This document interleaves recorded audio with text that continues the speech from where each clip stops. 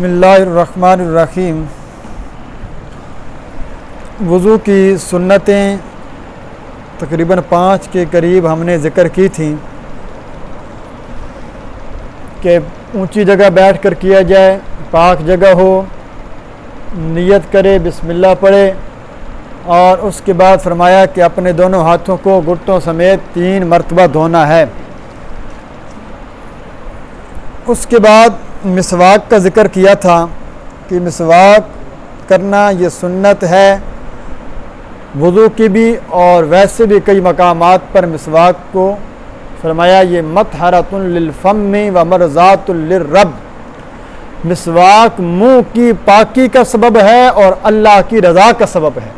इससे रब राज़ी होता है और मुँह भी साफ़ रहता है, पाकीज़ा रहता है। हुज़ूर नबी करीम सल्लल्लाहु अलैहि वसल्लम ने फरमाया कि जिस चीज़ से तुम नफ़रत करते हो उस चीज़ से अल्लाह के फ़रिश्ते भी नफ़रत करते हैं। तभी से मुराद वो जो मैल कुचैल, बदबू का आना, फरमाया इससे फ़रिश्ते भी इज़हार नापसंदीदगी करते हैं। फरमाया इसलिए इस्लाम ने बार बार सफाई का बड़ा ख्याल रखा है। इसी बारे में अल्लाह के नबी सल्लल्लाहु अलैहि वसल्लम की एक हदीस पाक है, आपने फरमाया कि जब बंदा झूठ बोलता है ना, झूठ, तो फरमाया कि उससे 1 मील तक रहमत का फरिश्ता दूर हो जाता है। किसकी वजह से? उस बदबू की वजह से, मिन्नत ने मा जा बिही, जो उस बंदे के मुंह से आ रही होती है। झूठ बोलने की वजह से वो गुनाह का जो लफ्ज़ उसने ज़ुबान से निकाला है उसके मुंह से एक ऐसी बू पैदा होती है, फरिश्ता दूर हट जाता है। सहाबा किराम और ताबीईन इज़ाम के बारे में आता है, वो फरमाते थे कि हमें अपने ज़माने में ये बात महसूस हो जाती थी कि बंदा झूठ बोलता, हमें वो बू महसूस होती थी कि इस बंदे के मुंह से वो बू है जो गुनाह की वजह से पैदा होती है।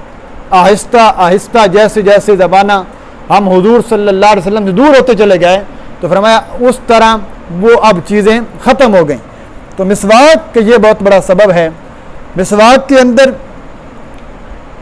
किसी भी दरख्त का हो, लेकिन जैतून का, पीलू का, ये जो ख़ास तौर पर जिनका हदीस के अंदर जिक्र आया है, इसका हो जाए वगरना किसी भी दरख्त की आप लकड़ी लेकर उसे बना ली जाए।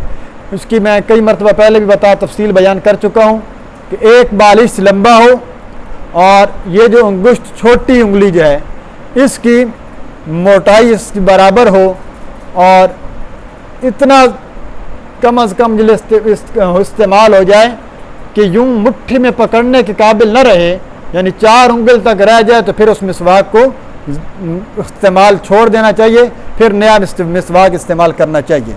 तो ये था मिसवाक के मुतल्लिक। 3 जगहों पर वैसे मिसवाक हुज़ूर सल्लल्लाहु अलैहि वसल्लम से साबित है। आप सल्लल्लाहु अलैहि वसल्लम अपने दंदान मुबारक पर, अपने तालू मुबारक के ऊपर, अपनी ज़ुबान मुबारक के ऊपर, ये तीनों मरतबा अलग अलग मिसवाक करने। मतलब पहली मरतबा आपने दंदान के ऊपर मारा तो दंदान के अंदर भी मुस्तहब उलमा ने तरतीब लिखी है कि पहले ऊपर वाले दाईं तरफ वाले दांत, फिर बाईं तरफ वाले दांत, दरमियान में खुद ब खुद आ जाएगा, फिर नीचे वाले दाएं तरफ, नीचे वाले बाईं तरफ, ये दांत मुकम्मल करके मिसवाक को धो लिया जाए, फिर तालू के ऊपर लगाया जाए अच्छी तरह। हदीस में आता है आप सल्लल्लाहु अलैहि वसल्लम जब ये तालू के ऊपर लगाते हैं ज़ुबान के ऊपर, तो ख़ास अल्फाज आते हैं, जैसे मिसवाक आगे ले जाएं और गले तक पहुँचे और इंसान की आवाज़ निकलती है, यूँ आवाज़ आपके हुजरे मुबारक से बाहर आया करती थी कि आप सल्लल्लाहु अलैहि वसल्लम मिसवाक कर रहे हैं, तो पता चलता। तो ये बड़ी गहराई के साथ रसूलुल्लाह सल्लल्लाहु अलैहि वसल्लम ये किया करते थे। तो तालू के ऊपर करने के बाद फिर वापस लाए और धो ले, तीसरी मरतबा ज़ुबान के ऊपर लगाए और ज़ुबान के ऊपर भी करे। इस तरह ये 3 जगहों के ऊपर मिसवाक करना ये मर्द और औरत दोनों के लिए मुस्तहब है और दोनों के लिए मसनून है। बाकी रहेगी बात टूथपेस्ट की, तो टूथपेस्ट भी सफाई के लिए की जा सकती है।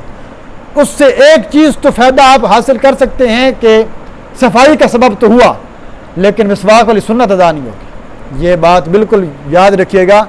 एक है सुन्नत नबी सल्लल्लाहु अलैहि वसल्लम, एक है मुंह की पाकी के इस्लाम का हुक्म है, मुंह पाक रखो, साफ रखो, उससे टूथपेस्ट से वो हुक्म भी हासिल हो जाएगा। लेकिन वो जो सारी फजीलतें, सारा सवाब मिसवाक के बारे में है, वो किस बारे में? वो मिसवाक को हासिल होगा।